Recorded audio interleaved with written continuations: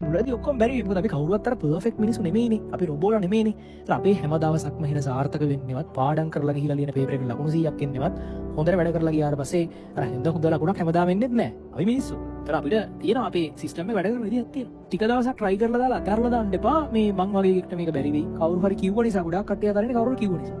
යාළුවෙක් කිව්ව නිසා, අම්මලා තාත්තලා කිව්ව නිසා, සමහරවල් නෑදෑයෙක් කිව්ව නිසා, කිව්වා කොයිද සයන්ස් කරගන්නේ කියලා එහෙම කිව්ව නිසා වගේ හරි මොකක් හරි නිසා මේක අතහැරලා දාන්න එපා.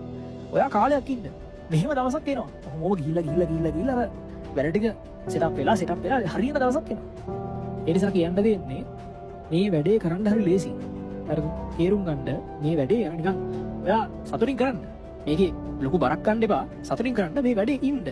මේ වැඩේ හැම වෙලාවෙම try කරන්න ලයිව් එකක් බලන්න කරන්ට් එක හදන්න try කරන්න මුලදී ඔක්කොම බැරි වෙයි. මොකද අපි කවුරුත් අර පර්ෆෙක්ට් මිනිස්සු නෙමෙයිනේ. අපි රොබෝලා නෙමෙයිනේ. ඒත් අපි හැම දවසක්ම හින සාර්ථක වෙන්නේවත් පාඩම් කරලා ගිහිලා ලියන පේපර් එකෙන් ලකුණු 100ක් එන්නේවත් හොඳට වැඩ කරලා ගියාට පස්සේ අර හොඳ ලකුණක් හැමදාම එන්නේත් නැහැ. අපි මිනිස්සු.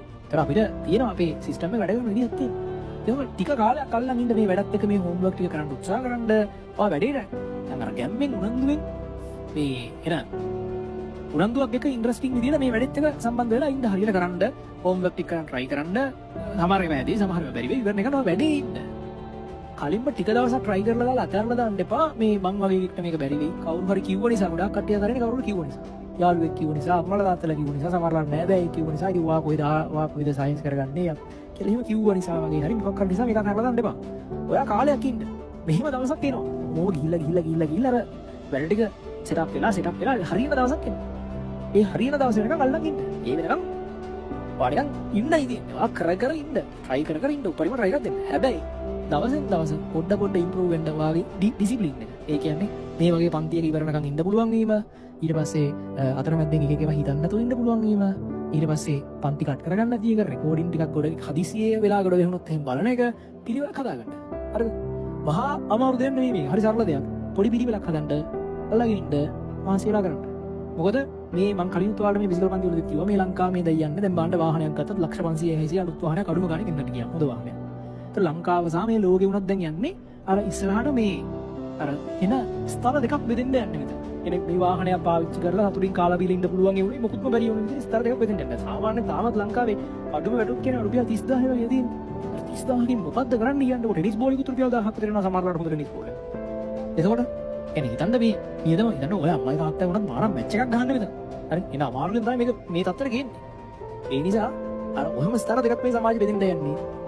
එක කට්ටියක් අර සාමාන්‍ය හොඳට සල්ලි තියෙන හොඳට සැපමහසුව ජීවත් වෙන මිනිස්සු. අනිත් කට්ටිය අර බොහොම අමාරුයි අර මැරෙනකන් ජීවත් වෙන මිනිස්සු. අර දුප්පත් මිනිස්සු කියලා ජීවත් වෙන්න හරි අමාරුයි මේ සමාජයේ. නිසා කියන්නේ තරුණ කාලේ මහන්සිලා වැඩ කරන්න. දුප්පත් සාමාන්‍යයෙන් අර එහෙම ලෙවල් එකක තමන්ගේ අරසේ තමන්ට කැමති දෙයක් ගන්න නැතුව, ට්‍රිප් එකක් යන්න නැතුව, ඊට පස්සේ තමන්ගේ ටාගට් එකක් ගන්න නැතුව අර එහෙම මිනිස්සෙක් කියලා මේ සමාජ ජීවත් වෙන්න අමාරුයි. ඒ නිසා මහන්සිලා වැඩ කරන්න. ඔය ඔක්කොටම වඩා තමන්ගේ ගෞරවය වෙනුවෙන් මහන්සිලා වැඩ කරන්න. ගොඩාක් වෙලාවට මෙතන ඉන්නේ. ඒ ගොඩාක් වෙලාවට ඔයාලා නෑ කියලා හිතන ළමයි මම කියන්නේ පුළුවන් කියලා හිතන නෙවෙයි. අර ගොඩාක් වෙලාවට ඔයාලට මේ ප්‍රශ්නේ තියෙන්නේ මේක අතුරම තමයි. කියන්නේ මේක හරහා ඔයාගේ ප්‍රශ්න එක සමහරට ප්‍රශ්න එක හරහා කලින් ඉස්සර මුදර වැඩ කරපු එක කලින් සෙක්ෂන් එකේ මුදර ලකුණු තිබිච්ච එකක් නැත්තම් එහෙම ටිකක් වැඩ කරපු එකක් මොකක් හරි යම් තරගදී අධ්‍යාපනික විදිහට ආපු හින්දා සයන්ස් කරන්න ආවේ නැත්තම් ආර්ට් කරනවානේ. තව වෙන සබ්ජෙක්ට් එකක් කරේ. එහෙම එකක් වෙලා මේක චාටර් වෙලා එළියට යන්න එපා. අනිත් එක තමයි ගෞරවය සම්බන්ධ ප්‍රශ්නයක්. ඒ නිසා ඔය සියලු දේවල් මේක ඇතුලේ තියෙන්නේ. මේක සම්මස්ත පැකේජ් එකක්. මේ පැකේජ් එකේ වාසිය ගන්න අල්ලන් ඉන්න. මේ කතන්දරේ අහන්නේ උන්ට මේක කියන්න වටිනවා. මේ වෙලාවේ මේක අහගෙන සජීවීව අහගෙන ඉන්න උන්ට මේක සජීවීව රෙකෝඩින් එක හරි මේ මට්ටම රීච් කරන එකට මේක අහන්න වටින පුද්ගලයෝ. සමහරව කියනවානේ අහන්නවත් වටින්නේ නැති පුද්ගලයෝ. ඒ නිසා මේ ඉන්නේ මේක වා රෙකෝඩින් එක හරි ලයිව් එක හරි අහනවා කියනවා. මේක අහන්න වටින එකක්.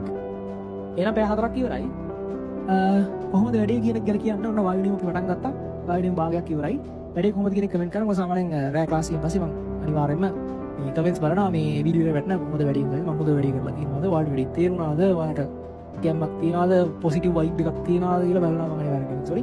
එහෙනම් මේ හෝම්වර්ක් ඉවර කරන්න අපිට තව සති 30ක විතර කාලයක් තියෙනවා. ලස්සනට මේක අල්ලන් ඉන්න ගැම්මින් කරගෙන යන්න. මේ වෙලාවකින් ඔයාලට බෑ කියලා දෙන්න එපා. ඔයාලට කිසිම ඍණාත්මක දෙයක් හිතෙන්න දෙන්න එපා. ඍණාත්මක දේවල් කියන මිනිස්සු ඉන්නවා නම් ඔයාගේ ජීවිතේ ඉන්න වයින් කරලා මේ ගමන ලස්සනට යන්න. හරි.